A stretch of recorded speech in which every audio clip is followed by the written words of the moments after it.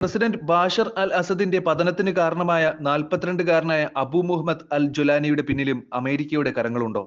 ലോകം ഇപ്പോൾ തിരയുന്നത് ജുലാനിയുടെ പിന്നിൽ ആരൊക്കെ എന്ന ചോദ്യമാണ്. വിമത ഗ്രൂപ്പായ Hayat Tahrir al Sham Damascus പിടിച്ചടക്കിയ ശേഷം സിറിയയുടെ ഭാവി ഭരണം അനിശ്ചിതത്വത്തിലാക്കി അസദ് ഒളിവിൽ പോയി. ഇതോടെ അസദ് കുടുംബത്തിന്റെ 50 വർഷത്തെ ഭരണത്തിനും ബഷർ അൽ അസദിന്റെ 24 വർഷത്തെ പ്രസിഡൻസിഷിപ്പിനും അന്ത്യമായി. പ്രസിഡന്റ് അസദിനെ താഴെയിറക്കി സിറിയയിലെ ബാത്ത് പാർട്ടിയുടെ 5 പതിറ്റാണ്ടിന്റെ ഭരണം അവസാനിപ്പിച്ചതായി വിമതർ പറയുന്ന ആക്രമണത്തിന് നേതൃത്വം നൽകിയ ഇസ്ലാമിക സഖ്യത്തിന്റെ നേതാവാണ് അമേരിക്ക തീവ്രവാദിയെന്ന് മുദ്രകുത്തിയ ജുലാനി. നിരവധി വംശീയവും മതപരവുമായ ഗ്രൂപ്പുകളുടെ ആസ്ഥാനമായ സിറിയ ഒരു പതിറ്റാണ്ട് നീണ്ട ആഭ്യന്തര യുദ്ധവുമായി മല്ലിടുകയാണ്. രാജ്യം വിവിധ സായുധ വിഭാഗങ്ങൾക്കിടയിൽ വിഭജിക്കപ്പെട്ടിരിക്കുന്നു. അതേസമയം റഷ്യ, ഇറാൻ, യുണൈറ്റഡ് സ്റ്റേറ്റ്സ്, തുർക്കി, ഇസ്രായേൽ എന്നിവയുൾപ്പെടെയുള്ള വിദേശ ശക്തികളെല്ലാം സിറിയയിൽ ആഴത്തിൽ ഇടപെട്ടിട്ടുണ്ട്. ഇറാഖിലായിരുന്നു അൽ ജുലാനിയുടെ തുടക്കം, അതും കൊടും തീവ്രവാദ ഗ്രൂപ്പായ അൽ ഖ്വയ്ദയുമായി ആത്മബന്ധത്തിൽ ഏർപ്പെട്ടുകൊണ്ട്.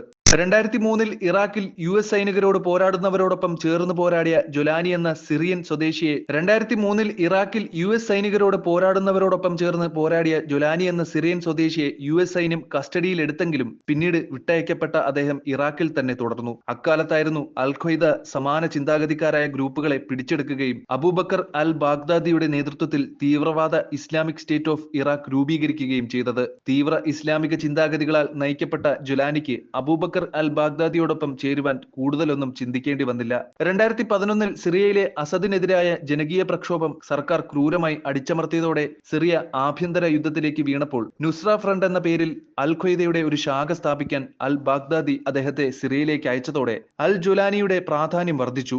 പുതിയ ഗ്രൂപ്പിനെ തീവ്രവാദ സംഘടനയായി അമേരിക്ക മുദ്രകുത്തി. ആ പദവി ഇപ്പോഴും നിലവിലുണ്ട്.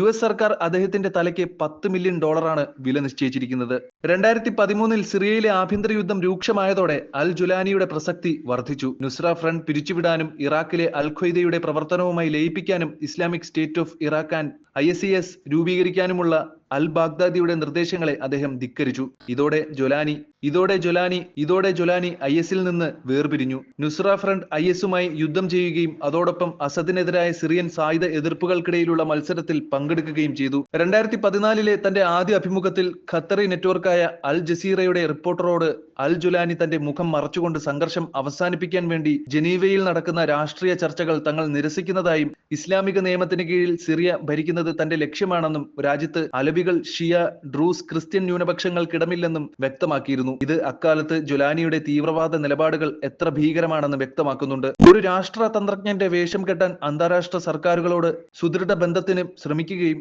ന്യൂനപക്ഷ വിഭാഗങ്ങൾക്കും സുരക്ഷ ഉറപ്പു നൽകുകയും ചെയ്തുകൊണ്ട് തന്റെ പ്രതിച്ഛായ മയപ്പെടുത്താൻ വർഷങ്ങളോളം കഠിനമായി ജുലാനി പരിശ്രമിച്ചിട്ടുണ്ടെങ്കിലും US, തുർക്കി, UN എന്നിവ HTS-നെ ഇപ്പോഴും തീവ്രവാദ ഗ്രൂപ്പായാണ് കണക്കാക്കുന്നത്. അസദിനെ അട്ടിമറിക്കുന്നത് ഇറാന്റെ സഖ്യകക്ഷികൾക്ക് ആയുധങ്ങൾ വ്യാപിപ്പിക്കാനുള്ള കഴിവിനെ പരിമിതപ്പെടുത്തുകയും റഷ്യയുടെ മെഡിറ്ററേനിയൻ നാവിക താവളം നഷ്ടപ്പെടുത്തുകയും ചെയ്യും. തുർക്കി, ലെബനൻ, ജോർദാൻ എന്നിവിടങ്ങളിലെ ക്യാമ്പുകളിൽ ഒരു പതിറ്റാണ്ടിലേറെയായി ചിതറിക്കിടക്കുന്ന ദശലക്ഷക്കണക്കിന് അഭയാർത്ഥികൾക്ക് ഒടുവിൽ നാട്ടിലേക്ക് മടങ്ങാൻ ഇത് അനുവദിക്കും. എന്നാൽ 2016-ഓടെ ജുലാനി റീബ്രാൻഡിംഗ് നടത്തുവാൻ ശ്രമിക്കുന്നത് കാണാം. 2016-ൽ അൽ ജുലാനി ആദ്യമായി ഒരു വീഡിയോ സന്ദേശത്തിലൂടെ തന്റെ മുഖം പൊതുജനങ്ങൾക്ക് മുന്നിൽ വെളിപ്പെടുത്തി. തന്റെ ഗ്രൂപ്പിനെ Jabhat Fateh al Sham Syria conquest front എന്ന് പുനർനാമകരണം ചെയ്യുകയും അൽ ഖ്വയ്ദയുമായുള്ള ബന്ധം വിച്ഛേദിക്കുകയും ചെയ്തതായി പ്രഖ്യാപിച്ചു.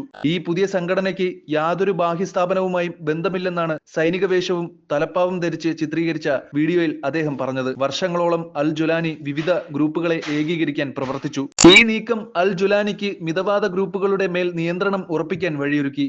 ഒരു വർഷത്തിന് ശേഷം അദ്ദേഹത്തിന്റെ സഖ്യം വിവിധ ഗ്രൂപ്പുകൾ ലയിച്ച് ഹയാത്ത് തഹ്രീർ അൽ ഷാം എന്ന പേരിൽ പുനർനാമകരണം ചെയ്യപ്പെട്ടു. സിറിയയെ വിമോചിപ്പിക്കുന്നതിനുള്ള സംഘടന എന്നായിരുന്നു പറഞ്ഞിരുന്നത്. മുൻ അൽ ഖ്വയ്ദ അഫിലിയേറ്റ് ആയ ഹയാത്ത് അൽ തഹ്രീർ അൽ ഷാം ഒരു മിലിഷ്യ സഖ്യത്തിന്റെ മിന്നൽ മുന്നേറ്റം മിഡിൽ ഈസ്റ്റിന്റെ തലമുറകളിലെ ഏറ്റവും വലിയ വഴിത്തിരിവായി അടയാളപ്പെടുത്തുന്നു. അറബ് ലോകത്ത് ഇറാനും റഷ്യയും സ്വാധീനം ചെലുത്തുന്ന ഒരു കോട്ടയാണ് അസദിന്റെ പതനത്തോടെ തുടച്ചു നീക്കപ്പെട്ടത്. അസദിനും കുടുംബത്തിനും മോസ്കോ അഭയം നൽകിയതായി റഷ്യൻ മാധ്യമങ്ങൾ റിപ്പോർട്ട് ചെയ്തിട്ടുണ്ട്. വിയറ്റ്നയിലെ അന്താരാഷ്ട്ര സംഘടനകളിലെ റഷ്യൻ അംബാസഡർ മിഖായേൽ ഉലിയനോവ് ഞായറാഴ്ച തന്റെ ടെലിഗ്രാം ചാനലിൽ അസദുകളുടെ സ്വേച്ഛാധിപത്യ ഗവൺമെന്റിന്റെ പതനം സ്വാഗതം ചെയ്തിട്ടുണ്ട്. സിറിയ അപകട സാധ്യതയുടെയും അനിശ്ചിതത്വത്തിന്റെയും കാലഘട്ടത്തിലാണെന്നും റഷ്യയോ ഇറാനോ ഹിസ്ബുള്ളയോ അവിടെ സ്വാധീനം ചെലുത്താത്തത് ഇതാദ്യമാണെന്നും US പ്രസിഡന്റ് ജോ ബൈഡനും പ്രതികരിച്ചിട്ടുണ്ട്. ലക്ഷക്കണക്കിന് ആളുകളുടെ മരണത്തിനിടയാക്കിയ പൊടിപിടിച്ച നഗരങ്ങൾ നിറഞ്ഞ ആഗോള ഉപരോധങ്ങളാൽ പൊള്ളയായ സമ്പദ് വ്യവസ്ഥ എന്നിവയ്ക്ക് ശേഷം സിറിയ എന്ന രാജ്യം പുനർനിർമ്മിക്കുകയും നടത്തുകയും ചെയ്യുക എന്ന മഹത്തായ ദൗത്യമാണ് ഭരണം പിടിച്ചെടുത്ത വിമതർ നേരിടുന്നത്. സിറിയയ്ക്ക് കോടിക്കണക്കിന് ഡോളർ സഹായം വേണ്ടിവരും. ജുലാനിയുമായി കൂടിക്കാഴ്ച തയ്യാറാണെന്നും അധികാര കൈമാറ്റത്തിനുള്ള രേഖകളും സഹായവും നൽകാൻ തയ്യാറാണെന്നും അസദിന്റെ പ്രധാനമന്ത്രി മുഹമ്മദ് ജലാലി പറഞ്ഞിട്ടുണ്ട്. സിറിയൻ സൈന്യത്തിന്റെ വിധിയെക്കുറിച്ച് തനിക്ക് ഉത്തരമില്ലെന്നും അദ്ദേഹം പറഞ്ഞു. 13 വർഷത്തെ ആഭ്യന്തര യുദ്ധത്തിനും 50 വർഷത്തിലേറെ നീണ്ട അസാദ് കുടുംബത്തിന്റെ ക്രൂരമായ ഭരണത്തിനും ശേഷം വിമതർ തലസ്ഥാനമായ ഡമാസ്കസ് പിടിച്ചെടുക്കുകയും പ്രസിഡന്റ് ബാഷർ അൽ അസദ് റഷ്യയിലേക്ക് പലായനം ചെയ്യുകയും ചെയ്തതോടെ സിറിയക്കാർ തിങ്കളാഴ്ച ഉണർന്നത് അനിശ്ചിതത്വത്തിലേക്കാണ്. ആഹ്ലാദഭരിതരായ എന്നാൽ പലപ്പോഴും ആശയക്കുഴപ്പത്തിലായ തടവുകാർ ജയിലുകളിൽ നിന്ന് പുറത്തേക്കൊഴുകി. വീണ്ടും ഒന്നിച്ച കുടുംബങ്ങൾ സന്തോഷത്താൽ കരഞ്ഞു. പുതുതായി മോചിതരായ തടവുകാർ എത്ര വർഷം ജയിലിൽ കിടന്നുവെന്ന് കാണിക്കാൻ കൈകൾ ഉയർത്തി ദമാസ്കസ് തെരുവുകളിലൂടെ ഓടുന്ന രംഗങ്ങൾക്കും സാക്ഷിയായി. ഇപ്പോഴും തടവുകാരെ പാർപ്പിച്ചിരിക്കുന്നതായി വിശ്വസിക്കപ്പെടുന്ന മറഞ്ഞിരിക്കുന്ന ഭൂഗർഭ സെല്ലുകൾക്കായി തിരച്ചിൽ നടത്താൻ എമർജൻസി ടീമുകളെ അയച്ചതായി വൈറ്റ് ഹെൽമറ്റ്സ് റെസ്ക്യൂ ഓർഗനൈസേഷൻ അറിയിച്ചിട്ടുണ്ട്. വിമതർ കർഫ്യൂ പ്രഖ്യാപിച്ചതോടെ തിങ്കളാഴ്ച പുലർച്ചയ്ക്ക് ശേഷം ഡമാസ്കസ് ശാന്തമായിരുന്നു. കടകൾ അടഞ്ഞുകിടക്കുകയും നഗരത്തിലെ തെരുവുകൾ മിക്കവാറും ശൂന്യവുമാണ്. എക്സിക്യൂട്ടീവ് അധികാരങ്ങളുള്ള ഒരു ട്രാൻസിഷണൽ ഗവേണിംഗ് ബോഡിക്ക് അധികാരം കൈമാറുന്നത് പൂർത്തിയാക്കാൻ പ്രവർത്തിക്കുകയാണെന്ന് വിമത സഖ്യം പറഞ്ഞിട്ടുണ്ട്. സംഭവങ്ങളുടെ വേഗത ലോക തലസ്ഥാനങ്ങളെ അമ്പരപ്പിക്കുകയും സിറിയൻ പ്രവാസികളിൽ നിന്ന് ആഘോഷങ്ങളുടെ പ്രവാഹത്തിന് പ്രേരിപ്പിക്കുകയും ചെയ്തു. സിഡ്നിയിൽ ആളുകൾ സിറിയൻ പതാകകൾ വീശി കാറുകളിൽ പരേഡ് ചെയ്യുകയും തെരുവുകളിൽ നൃത്തം ചെയ്യുകയും പടക്കം പൊട്ടിക്കുകയും ചെയ്തു. ഗാസ യുദ്ധത്തിന് മുകളിൽ കൂടുതൽ പ്രാദേശിക അസ്ഥിരത, ലെബനനെതിരായ ഇസ്രയേലിന്റെ ആക്രമണങ്ങൾ, ഇസ്രയേലും ഇറാനും തമ്മിലുള്ള സംഘർഷങ്ങൾ എന്നിവയെക്കുറിച്ചുള്ള ആശങ്കകളും ഇത് ഉയർത്തിയിട്ടുണ്ട്.